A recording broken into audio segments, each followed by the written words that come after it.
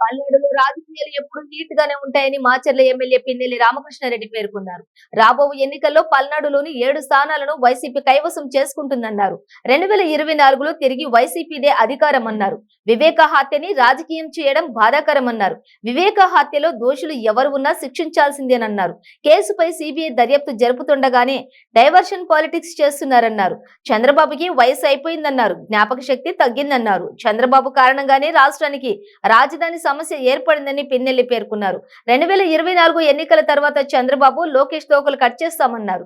శ్రీవారి దర్శనార్థం వచ్చే భక్తుల టీటీడీ మెరుగైన సౌకర్యం కల్పిస్తోందని అన్నారు. అయితే కొంతమంది అనవసరంగా టీటీడీ అధికారులపై ఆరోపణలు చేస్తున్నారంటూ పరోక్షంగా ఎమ్మెల్యే అన్న రాంబాబుపై పిన్నెల్లి రామకృష్ణారెడ్డి విమర్శలు చేశారు.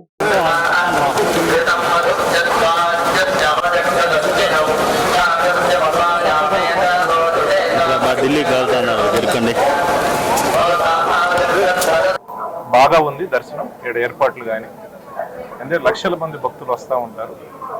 అంతమందిని దృష్టిలో పెట్టుకొని బ్రహ్మాండంగా ఏర్పాట్లు చేస్తూ ఉన్నారు. మేము వచ్చినప్పుడు కూడా యాజ్ ఏ ప్రోటోకాల్ కానివ్వండి, ఏదైనా టీటీడీ అధికారులు ప్రత్యేకంగా రెస్పాండ్ కావటం కానివ్వండి, ఫ్యామిలీతో పిల్లలతో వచ్చినప్పుడు ఎలాంటి అసౌకర్యం లేకుండా చూసే విషయంలో టీటీడీ బ్రహ్మాండంగా చూసుకుంటూ ఉన్నారు.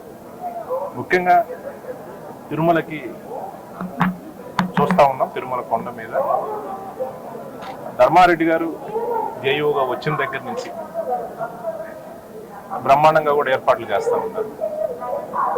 ఎక్కడా కూడా పైరవీలు, ఇంతకుముందు పైరవీలను చూస్తూ ఉంటాం, పైరవీలకి తావు లేకుండా, ప్రలోభాలకు ఎక్కడ తావు లేకుండా సామాన్య భక్తులు లక్షల మందికి దర్శనం ఏ రకంగా కూడా సులభతరంలో ఎక్కువగా చేయాలని ఒక ఆలోచన కాన్సెప్ట్ ధర్మారెడ్డి గారు వచ్చినాక చేస్తూ ఉన్నారు. టీటీడీ చైర్మన్ సుబ్బారెడ్డి గారు, వీళ్ళిద్దరు కూడా ఎక్కడ కూడా కరప్షన్ లేకుండా, ఇంతకుముందు చిన్న చిన్న కరప్షన్స్ వినిపిస్తూ ఉంటాయి పేపర్, మ్యాక్సిమం లేకుండా